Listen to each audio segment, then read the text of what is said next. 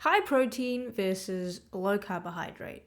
Which one is actually better for your blood sugar? Now, if you spent any time on social media or the internet lately, you've probably seen this debate going on for a while now, actually. We have some people saying that we should be focusing on getting enough protein in with every meal that we eat, and then others are saying that we should instead be focusing on cutting carbohydrates. And if you are someone who's trying to look after their blood sugar levels, whether that's because you have pre-diabetes, diabetes, or whether you're just trying to prevent the situation altogether, these things can get a bit confusing. There's just a lot of different advice all over getting thrown at you through your screen, and it's a bit confusing. So today I'm going to be cutting through all of that noise and show you some of what the research says, but I'll break down how both of these approaches work, what happens in your body when you try them, and most importantly, which one is going to be better for keeping your blood sugar steady. But I'll give you a hint, there is no one right answer. So let's go.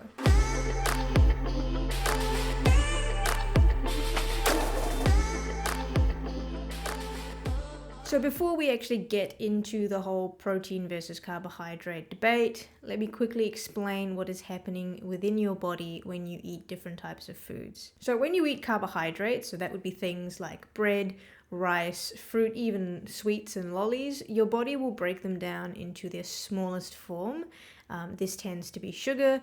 Usually it's glucose. And what that does is it makes your blood sugar levels increase. But your body doesn't actually like having too much glucose or sugar floating around in its blood. It can get dangerous if it gets too high. So then your body will release insulin, which is a hormone that helps your cells take in that glucose to get it out of the blood into your cells. And your cells will use that for either energy or it will store it away where it can tap into it later when it needs energy. Now, when you eat protein, so that would be things like chicken, eggs, or fish, this also makes your body release some insulin, but much less than carbohydrates. Protein is more so known for making you feel full and satisfied so that you aren't feeling as hungry soon after eating. Now, when you eat fat, which is the third macronutrient, so these are things like olive oil, nuts, even avocado, this will barely affect your blood sugar level in the short term.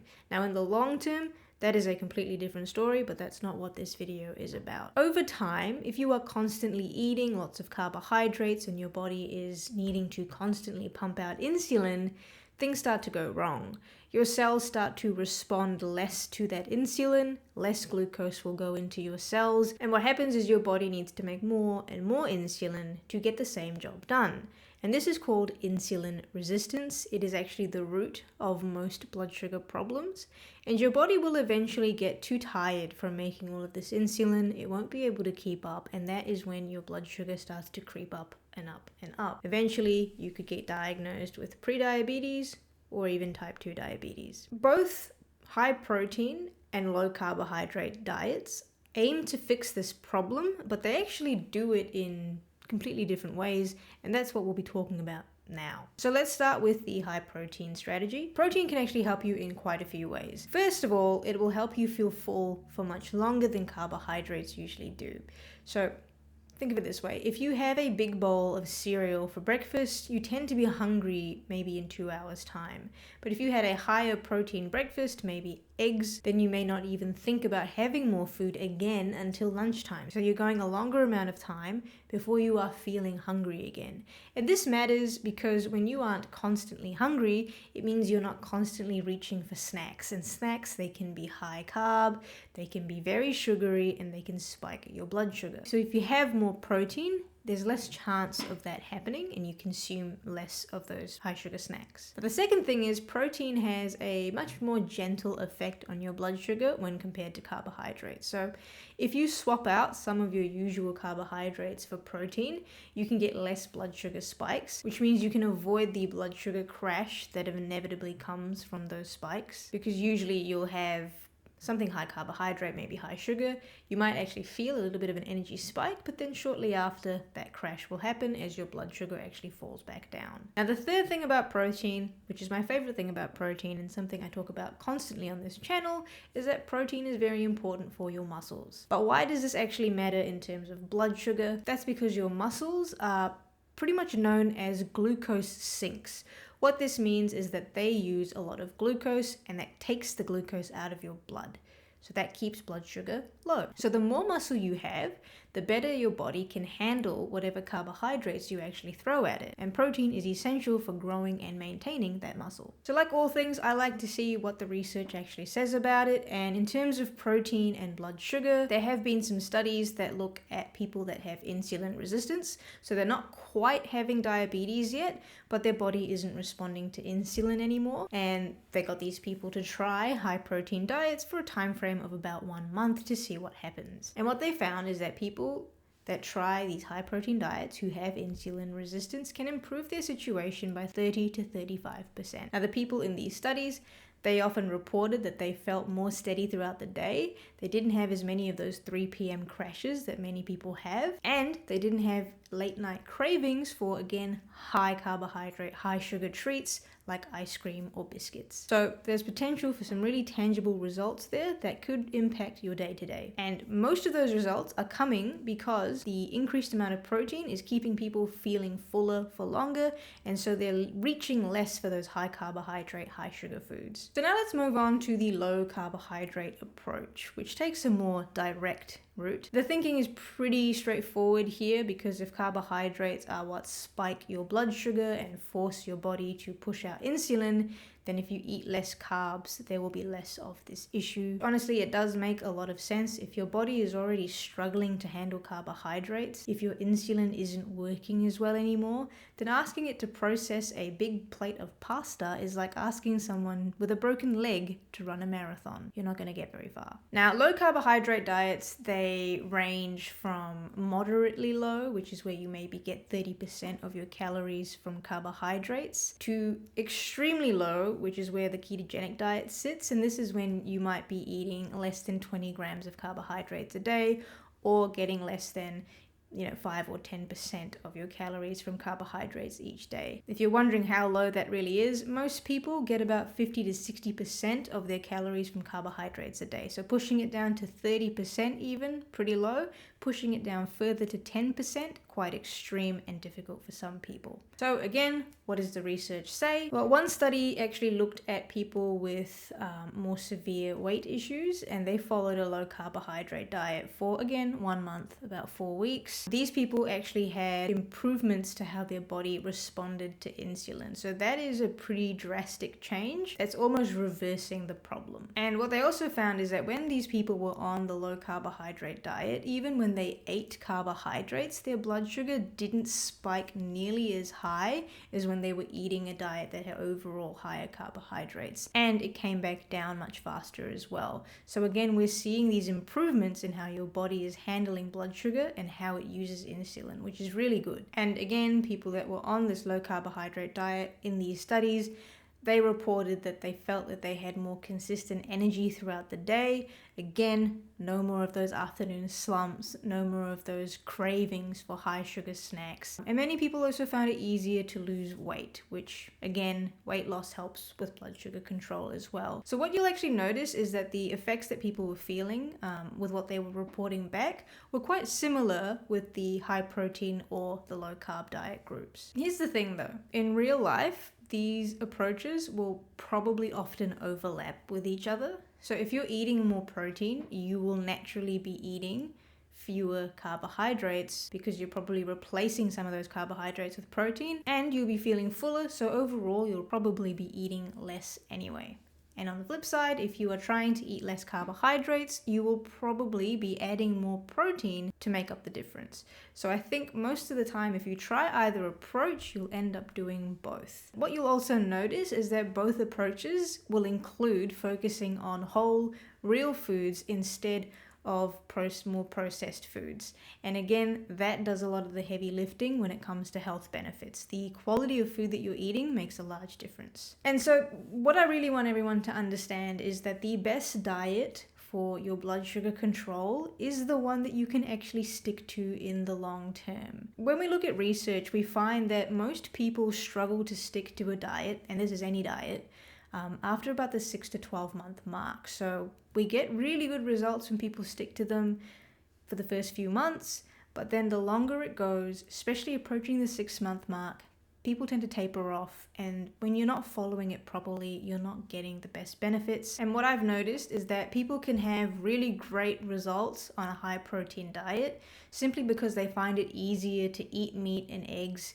and they never feel like it's a chore for them. Whereas on the other hand, people can have really good results on a low carbohydrate diet because cutting out bread and pasta eliminates the cravings for them, and then they feel more in control, and that just pushes them to make further changes. You can also fail miserably on either of these approaches because you try to change everything at once and then you burn out within a few weeks. And that is probably a very common result that many people run into. These aren't easy to implement, they take a lot of change, and if you try to do it all at once, it's not going to go well. So you're probably wondering, which one then should I choose? And I've looked through a bit of research, I've done some digging, and here's how I would approach this decision. You should consider the high protein diet more if you find that you're always hungry between meals, because like I said, that protein will keep you satiated and fuller for longer.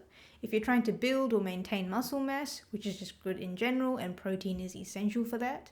And if you like having flexibility and you don't like eliminating entire food groups, because the low carbohydrate, of course, that means you need to get rid of a few of the things that you eat. But on the other hand, you should consider low carbohydrate if you find that you experience blood sugar spikes, especially after eating carbohydrates. If you find that you get really intense cravings for bread, pasta, or sugary foods. And if you're willing to be more strict with your food choices, then low carbohydrate might be a better option for you. Also, if you want to see faster initial improvements, it does seem to be that the low carbohydrate can achieve those faster results. Here's what I really want everyone to consider, and that is combining both approaches, because like I said before, you will end up going into each of those anyway. Whether you're going high protein, you'll probably eat less carb, and if you're trying to eat less carbohydrates, you should be trying to have more protein. Research across the board seems to show that having a moderate approach, which means having about 30 to 40% of carbohydrates making up your calories, while also increasing protein intake to about 25 to 30% of your calories, could give you the best of both worlds. Because think about it, if you get the feeling of fullness and muscle preserving benefits of higher protein, plus the direct blood sugar benefits of eating less carbohydrates,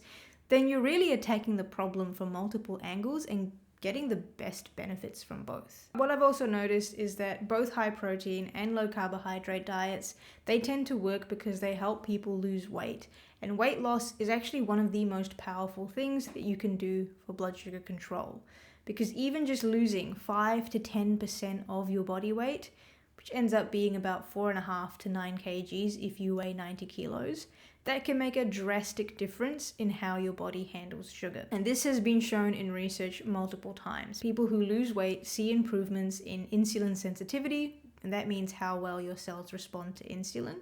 And that's regardless of whether they did it through high protein, low carb, or any other approach. So it's weight loss on its own that gives you a large benefit to blood sugar as well. By now, if you've gotten this far in the video, you might be thinking, this all sounds really great, but how do I actually increase protein and reduce carbohydrates without completely overwhelming myself? And that is a very important point, because like I said, most people who try to drastically change everything at once end up burning out and within a few weeks drop everything. I'm one of those people too. So here's my recommendation. It's the same one I make in pretty much all of my videos. Start with one change, get good at it, then add the other. If you want to start more with the higher protein side of things, what you could do is try and start with just one meal of each day that you try and increase the protein content of.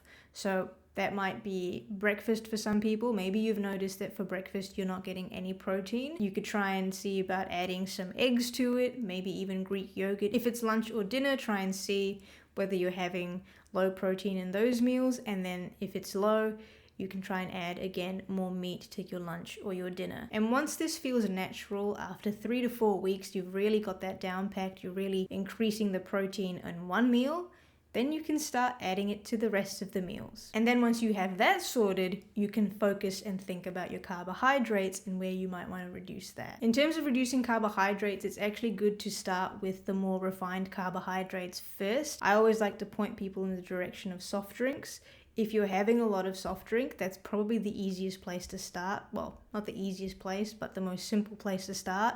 Try and reduce that or get rid of it where you can, and you will find that that cuts out a lot of carbohydrate from your daily intake. Then you can move on to other things like maybe switching from white bread to more whole grain, or white rice to brown rice, or maybe reducing serving sizes. Everyone has their own unique ways of eating. Everyone's different, and so because of that, everyone is going to find that different things work for them. Nutrition, making all these lifestyle changes that I talk about, it's got to be individualized. There's no blanket answer. And while I make these videos that try and inform you all about things, I'm not going to be able to give you the specific advice that one individual needs. That is when you need to talk to someone about it. If you do feel like you might need a bit more one-on-one help, send me an email, I'll see what I can do. And in the future, I might make some videos that sort of focus on the more practical changes that you can make and show you some actual examples. But here's my bottom line recommendation. Both high protein and low carbohydrate can improve your blood sugar control, but combining them strategically will probably be your best bet. And that's because combining them addresses the insulin resistance issue from multiple angles. So you get better appetite control, you preserve muscle, you reduce blood sugar spikes, you also lose weight, which we know is one of the best things you can do for blood sugar. The key to success is actually doing it and not being perfect. Don't worry about perfectly hitting your goals every single day. Just start with one change, give yourself time to adapt to that change, and then gradually start adding things to the mix. The goal isn't to find the perfect diet, it's to find an approach that actually improves your health and fits into your real life so that you can play the long game. That's all I have to say about this for now. Let me know in the comments which approach sounds better to you, or if you're already using one of these, I'd like to see how it's going for you. If you have any questions, of course, comment. I will do my best to answer. I will see you in the next video, and until then, keep playing the long game.